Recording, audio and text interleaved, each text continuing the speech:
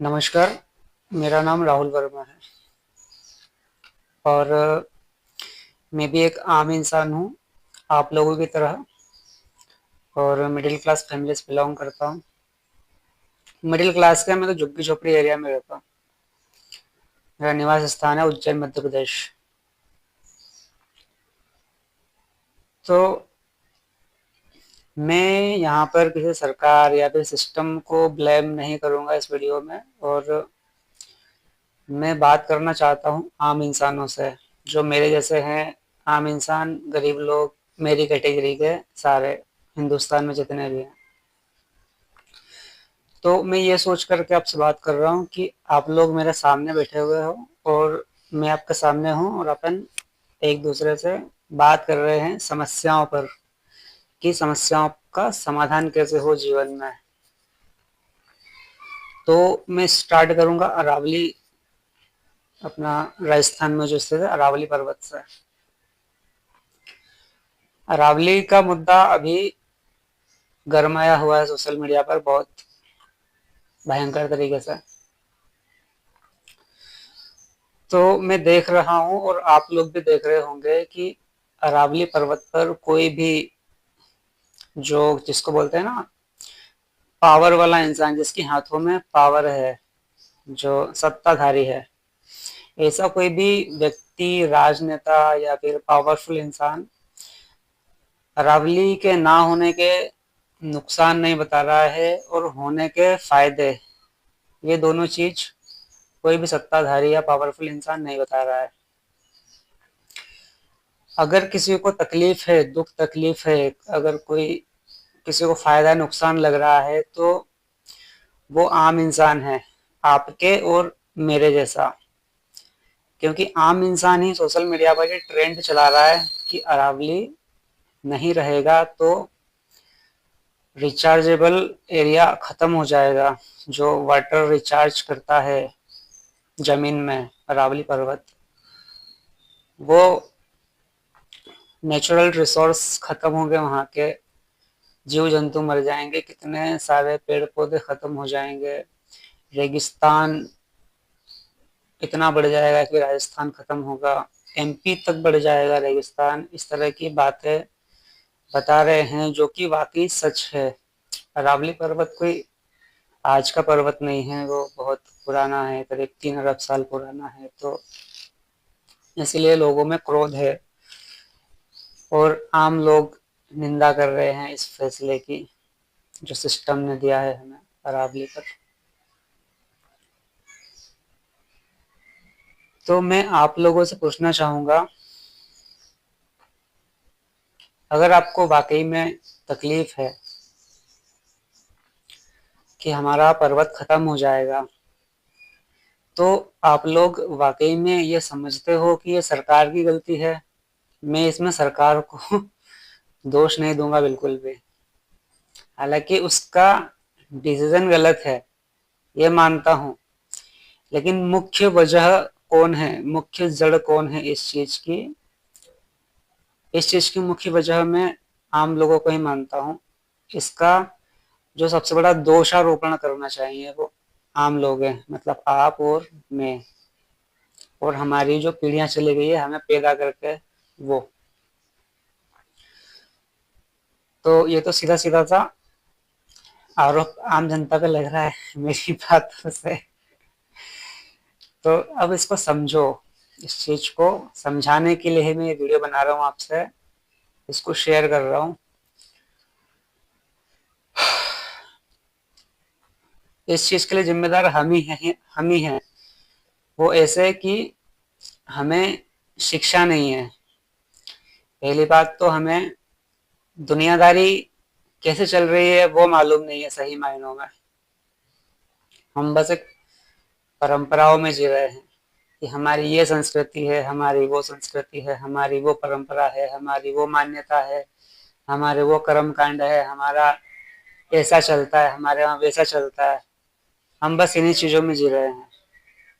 हमारे दादा के तो 8 बच्चे थे तो हम 4 करेंगे, हमारे पापा के 4 थे तो हम क्या 2 नहीं कर सकते हैं? मतलब बताना ये चाह रहा हूँ कि हम लोग जिम्मेदार हैं अरावली की बर्बादी के, सीधे तौर पर बच्चे पैदा कर करके। हमारी जो बच्चे पैदा करने की हवस है ना, उसने अरावली पर्वत पर ये संकट के बादल लाके खड़े कर दिए हैं। क्योंकि हम परंपराओं पे चलते हैं, जैसा बोल रहा हूँ ना मैं, कि हमारे बाप दादा ने इतने पैदा किए थे, उतने पैदा किए थे। कईयों को आपने ये कहते हुए सुना होगा कि वो जब पैदा करते थे तो उनके पास में मेन पावर होना जरूरी होती थी, शरीर की ताकत, क्योंकि खेती करना जरूरी होती थी। आजकल सारा काम मशीनों से होता है, तो आप क्यों बच्चे इतने पैदा कर रहे हो? मेरा सीधा सा सवाल ये है। आप बच्चे पैदा करते हो, सिस्टम को, सरकार को ये बहाना मिलता है डेवलपमेंट करने का, विकास करने का, जो आज हम सारा विकास विनाश के रूप में देख रहे हैं। सड़कें चौड़ी हो रही हैं, अच्छे अच्छे मकान, डबल डबल मंजिल, तीन तीन मंजिला के मकान टूट रहे हैं। इन सबको बनाने के लिए, मकानों को बनाने के लिए, इसमें जो गिट्टी इस्तेमाल होती है, रेती इस्तेमाल होती है, ये शायद आपको मालूम होगा कि किसी न किसी पहाड़ को तोड़ा जाता है, तब जाकर के आपके घर में वो सारा घर बनाने का मटेरियल, गिट्टी, सीमेंट, रेती जो भी है, वो आता है आपके यहाँ पर। बहुत से लोग इस बात को जानते होंगे। तो मेरा सवाल ये है कि अगर आप जानते हो इस चीज को, कि घर बनाने के लिए भी पहाड़ तोड़े जाते हैं, जंगल काटे जाते हैं, तो आप बच्चे पैदा क्यों करते हो? अगर ये जानते हुए भी आप बच्चे पैदा करते हो, तो आप ये मान सकते हो कि आप अशिक्षा की कैटेगरी में आते हो। मतलब आप शिक्षित होते हुए भी अशिक्षितों वाली हरकत करते हो। आज जिस अरावली को तोड़ने की बात की जा रही है सिस्टम द्वारा, तो आप समझ पा रहे हो इसमें कहीं ना कहीं हमारा भी हाथ है, क्योंकि हमने बच्चे पैदा किए इतने। आज भारत में हर सेकेंड 4 से 6 अनुमान के हिसाब से, मैं गूगल स्क्रीनशॉट खींच कर डाल दूंगा यहाँ पर कितने होते हैं, पर ये मेरा अनुमान है, 4 से 6 बच्चे पैदा होते हैं हर सेकेंड। अब आप सोचो, इतने बच्चे पैदा हो रहे हैं तो साल भर में कितने पैदा होंगे? अब इन बच्चों को रहने के लिए, सड़क पर चलने के लिए, आसमान में उड़ने के लिए, सभी तरह से प्रकृति का दोहन होता है। तो उसको मकान बना के दोगे आप, तो कोई ना कोई पहाड़ टूटेगा। आप इस चीज को भूल जाइए कि कोई पहाड़ बचा रहेगा और आप बच्चे भी पैदा कर लोगे। प्रकृति की सुंदरता भी आपके पास रह जाए और आपकी बच्चे पैदा करने की हवस भी पूरी हो जाए, ये दोनों चीज कभी भी आपस में मेल नहीं खाएगी। और ये इस बात का सबसे बड़ा सबूत है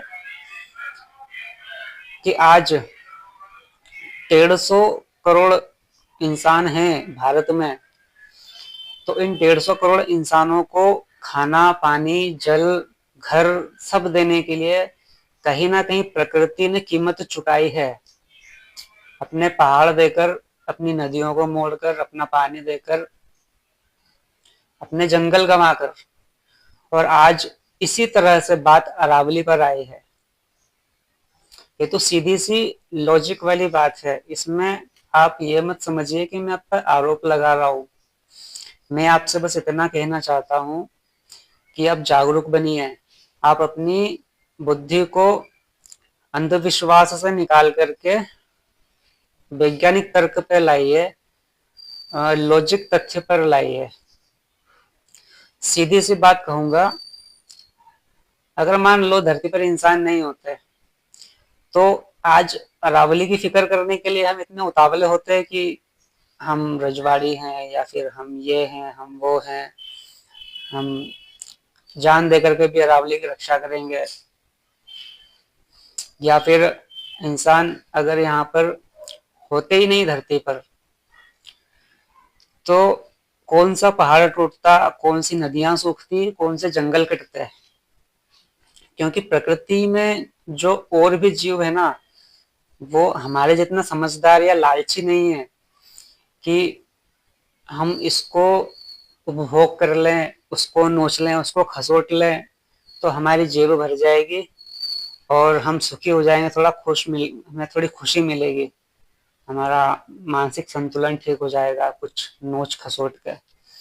तो जानवरों में इतनी अकल नहीं होती है, उन्हें बस 2 वक्त का खाना और पानी चाहिए होता है। वो कहीं भी सो जाते हैं, कहीं पर भी अपना मस्ती मार लेते हैं। एक इंसान है जिसे अपनी लालच पूरी करना होती है, खूब सारे पैसे चाहिए होते हैं, मतलब अपनी आकांक्षाओं को पूरा करने के लिए, अपना बैंक बैलेंस भरने के लिए। उसी का नतीजा है जंगलों की कटाई, पर्वतों की कटाई और नदियों की मुड़ाई, जो नदियों का रुख पलट दिया जाता है। ये इंसानों की लालच का प्रतीक है। तो यही कहना चाहूंगा मैं आपसे कि प्लीज बच्चे पैदा मत करो।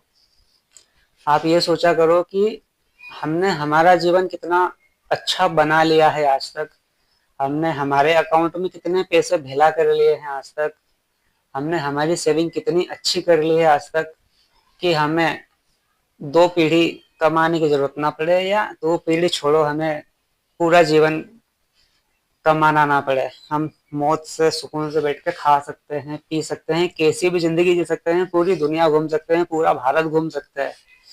आपने अपने जीवन के लिए ये सब चीजें कर चुके हो क्या? आप खुद से ये पूछा करो। उसके बाद आप बच्चा पैदा करने का प्लान किया करो। मैं कोई ज्यादा ज्ञानी नहीं हूँ जो मैं आपको इतना ज्ञान दे रहा हूँ। मुझे फिक्र है, मैं जब कहीं रोड पे जाता हूँ ना तो मुझे पेड़ कटते हुए देखता हूँ तो मुझे बहुत दुख होता है, मेरा दिमाग खराब हो जाता है। मैं मेरी पता नहीं मानसिकता ऐसी हो चुकी है कि मैं देख ही नहीं सकता। मैं कोई सा भी पेड़ कटते हुए देखता हूँ ना, मैं उस कटे हुए पेड़ को खुद पर एक पर्सनल वार समझता हूँ कि ये मुझ पर पर्सनल अटैक किया है किसी ने पेड़ काट करके। मैं इतना सेंसिटिव हो चुका हूँ पेड़ कटने के मामले में। तो इसीलिए मैं आपसे बात कर रहा हूँ कि सभी समस्याओं की जड़, जो मैंने वीडियो के शुरुआत में कहा था, सभी समस्याओं की भारत में जड़ और पूरी दुनिया की समस्याओं की जड़ बढ़ती हुई आबादी है। इस आबादी को कंट्रोल करो, सारी समस्याएं नियंत्रण में आ जाएंगी। और आबादी को कंट्रोल करते हुए आप अंधविश्वास से बाहर निकलो, वैज्ञानिक तर्क इस्तेमाल करा करो हर चीज में, और थोड़ी सी शिक्षा लो आध्यात्मिक वाली। अगर आपको खुद अध्यात्म में इतना नॉलेज नहीं है तो आप आचार्य प्रशांत को सुनो, रजनीश ओशो को सुनो। देखो मैंने तो सुना है भाई, आचार्य प्रशांत को बहुत सुना है, साल भर से सुनता आया हूँ। और मैं जो इतना बोल पा रहा हूँ ना आपके सामने खुल करके, ये मुझे, आज मेरी उम्र 33 साल की है और मैं पिछले 32 साल में भी इतना मेरा दिमाग नहीं खुला था जितना साल भर में खुल गया है। 2000 नवंबर 2024 से आज दिसंबर 2025 है। इस 1 साल के बीच में मैंने इतना सुना है आचार्य प्रशांत को कि मेरे भेजे में बस वही घूमता है कि जनसंख्या इस देश के लिए ओवर पॉपुलेटेड, जनसंख्या तो होनी चाहिए लेकिन ओवर पॉपुलेशन इस धरती के लिए बहुत खतरनाक है और इस देश के लिए बहुत खतरनाक है। आप देख ही रहे हो कितने सारे इंसान भारत में हैं, हम 150 करोड़। भुखमरी है, बेरोजगारी है। ग्रुप बी का फॉर्म निकल जाता है रेलवे का भर्ती के लिए, तो उसमें चपरासी पद के लिए अगर कुछ नियुक्ति पद निकलता है, वहां पर कोई नौकरी निकलती है, तो इंजीनियर लेवल तक के कैंडिडेट्स आते हैं, फॉर्म भरते हैं, बिना फोकट के कंपटीशन बढ़ाते हैं। बेचारे चपरासी की लगना हो तो उसकी भी नहीं लग पाती है। तो ये कंडीशन है ये देन है पॉपुलेशन की ये देन है भारत में। इसलिए कह रहा हूँ, मत करो बच्चे पैदा। आप कुछ लोग सोच रहे होंगे कि तुम इतना बोल रहे हो बच्चे पैदा ना करने के लिए, तो तुम्हारे बाप ने तुमको पैदा नहीं किया होता तो शायद आज इतना ज्ञान नहीं झाड़ रहे होते। तो भाई देखो, अगर मेरे पिताजी ने मुझे पैदा नहीं किया होता तो मैं मुक्त था, मुझे कोई चिंता ही थी नहीं, ना मैं इतना कलप था आते जाते रास्तों में पेड़ जो कट रहे हैं उनको देखते हुए। मुक्त था मैं ना, मुझे कोई चिंता ही नहीं थी। तो बहुत अच्छा होता अगर वो मुझे पैदा नहीं करते।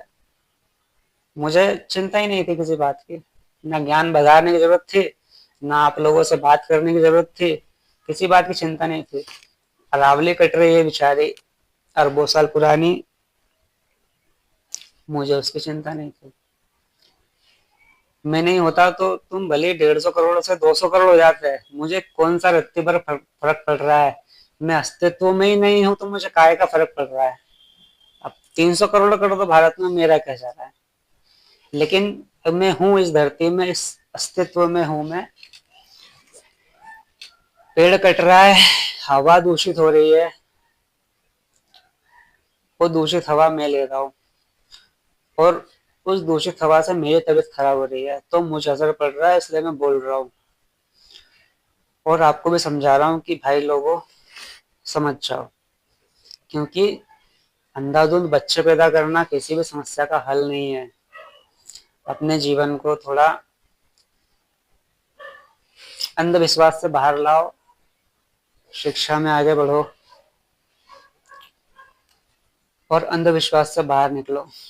बस ये कुछ बातें हैं जो मैं आपसे चर्चा कर रहा हूँ। आप लोग सोचो, आपने बच्चा पैदा करके क्या पाया? लेकिन अगर आपने बच्चा पैदा किया है तो आप उसके लिए लाओगे Johnson and Johnson baby powder, lotion, diaper, और क्या लगता है मुझे नहीं पता क्योंकि मेरी तो शादी हुई नहीं है अभी। जिसकी हो गई है, जिसने कर लिया है बच्चा पैदा, उसको ये सब चीजें नॉलेज, उसके नॉलेज में होंगी, तो वो ये सब चीजें लेकर के आएगा वो। और ये सब चीजें आपके गली मोहल्लों में नहीं बनती है, पाउडर लोशन वगैरह। ये बनाई जाती है किसी बड़ी कंपनी द्वारा, जो करोड़ों अरबों मार्केट कैप की कंपनियां होती है। आपने बच्चा पैदा किया है, फायदा किसको हो रहा है? पाउडर बनाने वाली कंपनी को। आपने बच्चा पैदा किया है, आप कपड़े लेकर के आ रहे हो, फायदा किसको पहुंच रहा है? कपड़े बनाने वाले कपड़े को, कंपनी को। आपने बच्चा पैदा किया है, वो कभी बीमार हो गया, बहुत ज्यादा बीमार हो गया, भगवान ना करे ऐसा हो, बच्चे हमारी जान होती है एक बार पैदा हो जाए तो, पर मैं एक एग्जाम्पल दे रहा हूँ। बीमार हो गया वो, आप अस्पताल ले गए उसको दिखाने के लिए प्राइवेट में, फायदा किसका हुआ? डॉक्टर का हुआ। आपने बच्चा पैदा किया,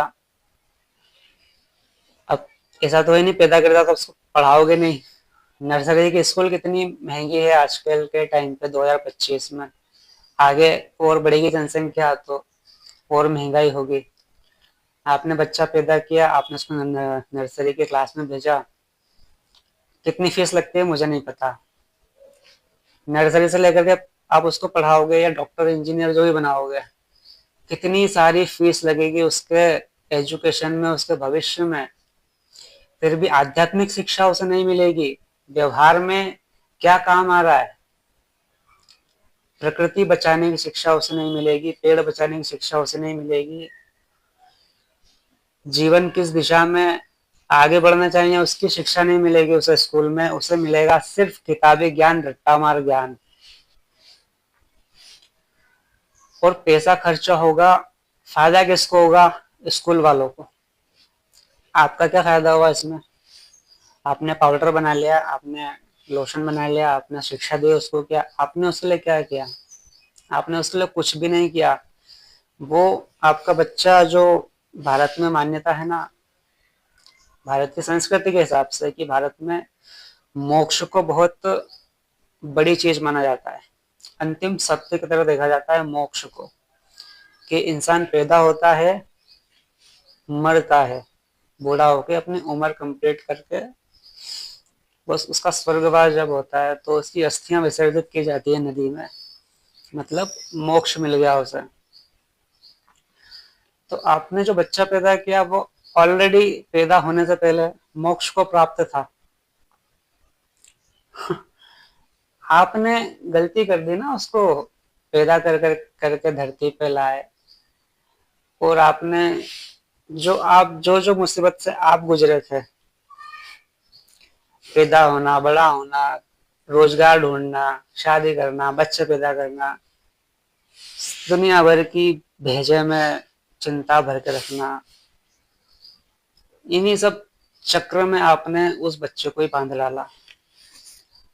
अब वो करेगा ये सब चीजें जो आपने मुसीबत उठाई थी, ये सारी मुसीबत अब वो उठाएगा। तो अगर आप समझदार हो तो क्यों कर रहे हो पैदा, क्यों मुसीबत में डाल रहे हो उसको? सीधी सी बात है। अगर आपको समझ में आ रही हो तो आप समझदार हो, अगर नहीं समझ में आ रही है ना तो समझदार बनो, इतना कहना चाहता हूँ। हाँ, अभी मेरे घर पर कथा थी हफ्ते भर पहले, सत्यनारायण भगवान की। मुझे कोई खुशी नहीं थी, मैं सिर्फ इतना सोच रहा था कि ये जो कथा है ये धार्मिक मान्यताओं के आधार पर लोगों ने करते आए हैं, और इसी को देख करके मेरे घर के लोग भी शुरू हो गए, ये कथा कराओ। तो मुझे इंटरेस्ट नहीं था, मैंने कहा ठीक है तुम्हारी इच्छा है तुम करा लो, बैठ जाऊंगा पूजा में, क्या दिक्कत है, भगवान मान के।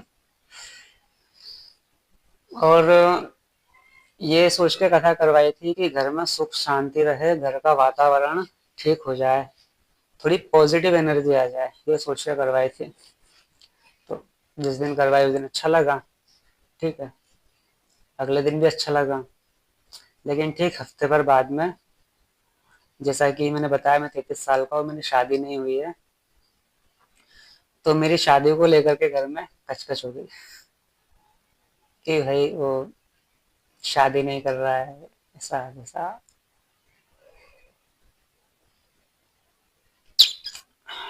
बहुत सारी रामायण हो गई थी, मैं नहीं बता सकता पूरा। तो सोचो आप, घर में शांति पाठ करवाया कथा के रूप में, और हफ्ते भर बाद में ये अशांति का, तो काहे की शांति। और उसके पहले मैंने ओशो जी को सुना ही हुआ था कि उन्होंने कहा था अपने एक शॉर्ट वीडियो में, बनाया किसी ने होगा, कि तुम्हारी सत्यनारायण की कथा में ना सत्य है ना नारायण है। तब मेरे घर पे जब पूजा हुई थी सत्यनारायण की, बस ओशो की बात अगले हफ्ते सत्य सिद्ध हो गई, तो काहे की शांति। अगर सच में सत्यता होती तो अगले हफ्ते ही इतनी बात ही नहीं होती ना। तो ये चीज है जिसका मैं बोल रहा हूँ कि आपको अंधविश्वास से बाहर निकलना है।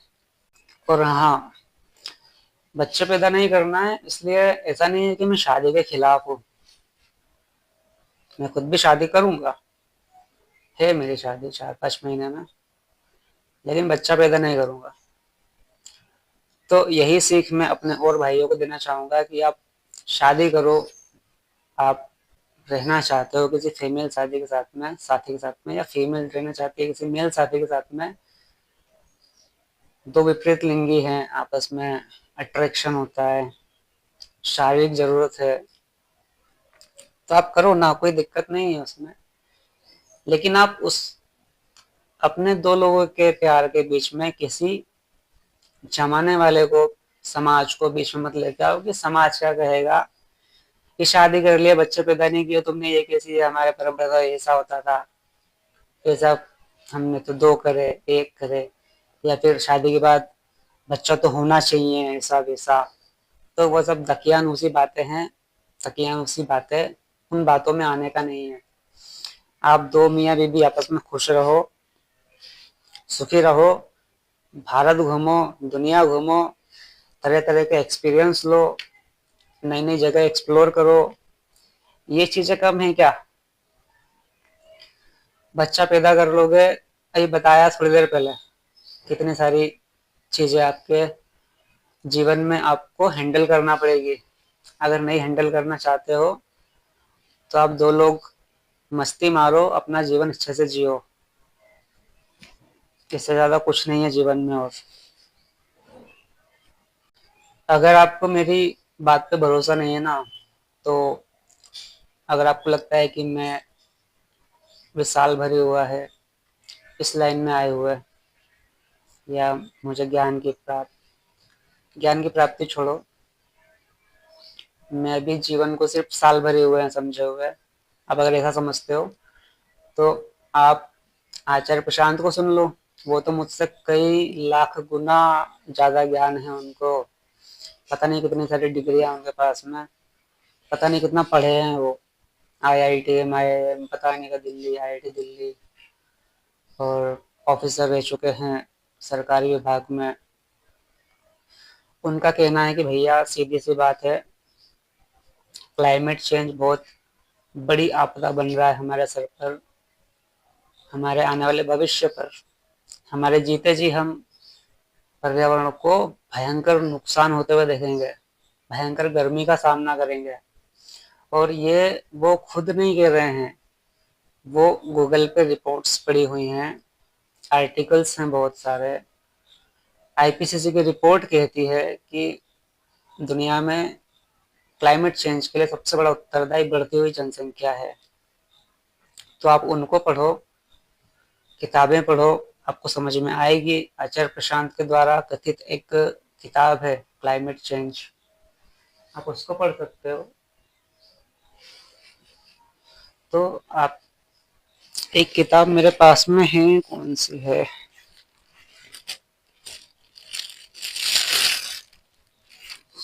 नहीं ये तो डर है। हाँ ये डर, डर नाम की किताब है। तो मैं अभी इसको पढ़ रहा हूँ। हालांकि मेरे पास में उनकी और भी किताब है, क्लाइमेट चेंज की, वेदांत, भगवत गीता वगैरह। तो आप पढ़ो, आप पढ़ोगे ना, आप इनको सुनोगे, समझोगे, तो आपका दिमाग खुलेगा। पहले थोड़ा बहुत खुलेगा तो वही कहना चाह रहा हूँ। आप पढ़ो, इनको सुनो, समझो, दुनिया को समझो, ये प्रकृति हमें क्या कह रही है वो समझो। पहाड़ क्यों टूट रहे हैं, नदियां क्यों सूख रही है, जंगल क्यों कट रहे हैं? क्योंकि हमने हमारी बच्चे पैदा करने की हवस को प्राथमिकता एक नंबर की दे रखी है, एक नंबर प्राथमिकता दे रखी है कि शादी करना है तो बच्चे ही पैदा करना है, और बच्चे पैदा होंगे तो ये सारी प्रतिक्रियाएं होंगी, बात अरावली तक जाएगी। और अगर आपने अपने बच्चे पैदा करने की हवस नहीं छोड़ी तो आज अरावली पर यह बात आई है, कल को हिमालय भी कटेगा आपकी बच्चे पैदा करने की हवस की वजह से। इस बात को ध्यान रखना। हिमालय जो दुनिया की सबसे ऊंची चोटी है, बात कल उस हिमालय पर भी आएगी। अगर आपने अपनी आध्यात्मिक शिक्षा आज ही चालू नहीं की, अगर आपने अपने बच्चे पैदा करने की हवस को कंट्रोल नहीं किया या बंद नहीं किया, तो कल खड़ा हिमालय सिखलाता है डरना आंधी पानी से, उस हिमालय पर भी बात आ जाएगी, उस पर भी खनन करने का फैसला आएगा। इतना ही कहना चाहता हूँ बस। धन्यवाद। अगर मेरी बात किसी को बुरी लगी हो तो बुरा मानने की जरूरत नहीं है, सच्चाई को पकड़ने की जरूरत है। सच्चाई को पकड़ो, तब जाके आप सभी समस्याओं के समाधान की जड़ पर पहुंचोगे। उथले समाधान समाधान नहीं होते हैं। सरकार को ब्लेम करने से कुछ भी नहीं होगा, सरकार पर आरोप लगाने से कुछ नहीं होगा। सरकार क्यों लगाएगी किसी जनसंख्या नियंत्रण कानून के लिए, वो कोई ऐसा नियम क्यों लाएगी? सरकार का तो फायदा है, बच्चे पैदा करोगे तुम, उनको मिलेगा वोटिंग करने का एक मशीन, वोट डलवाएंगे आपसे। सरकार क्यों लाएगी जनसंख्या नियंत्रण कानून, जब उसके प्राइवेट स्कूल बने हुए हैं बहुत सारे, उससे टैक्स मिलेगा सरकार को, तो सरकार क्यों लाएगी जनसंख्या नियंत्रण कानून? आप खुद अपने आप में समझदार बनो ना, आप खुद आत्मबोध जगाओ ना अपने भेजे में, आप खुद आत्मबोध जगाओ ना अपने अंदर, कि मैं बच्चा पैदा कर रहा हूँ तो नुकसान प्रकृति भुगत रही है, तो मैं खुद से नहीं पैदा करूंगा, मैं सरकार के भरोसे नहीं हूँ, मैं सरकार के भरोसे नहीं रहना चाहता। जो भी करना है मैं खुद करूंगा, मैं खुद अपने अंदर करूंगा ना, तो वो चीज बाहर अपने आप इम्प्लीमेंट होगी।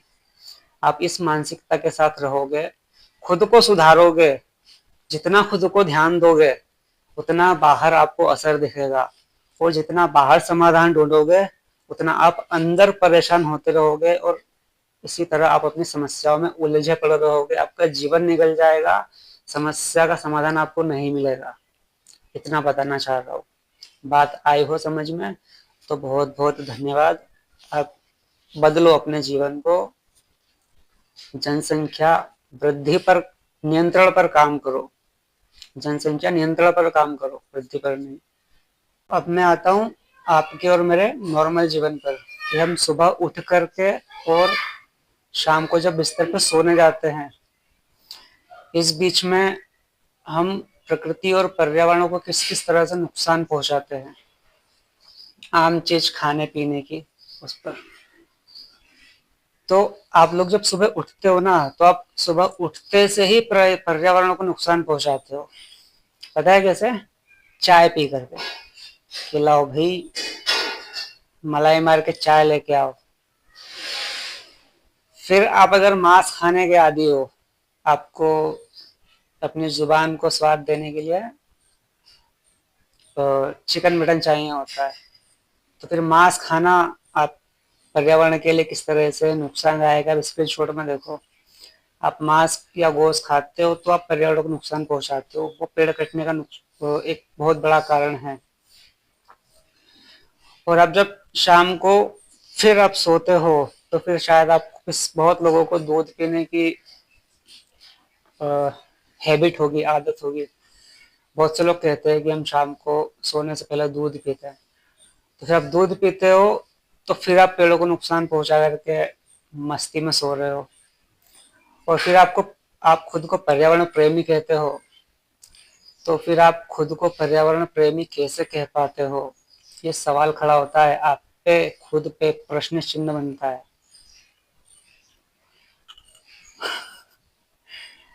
तो ये आपके और हमारी रोज की आदत पर भी निर्भर करता है कि हम कितने पेड़ बचा रहे हैं, कितने जंगलों को बचा पा रहे हैं, कितने पेड़ों को संरक्षण दे रहे हैं।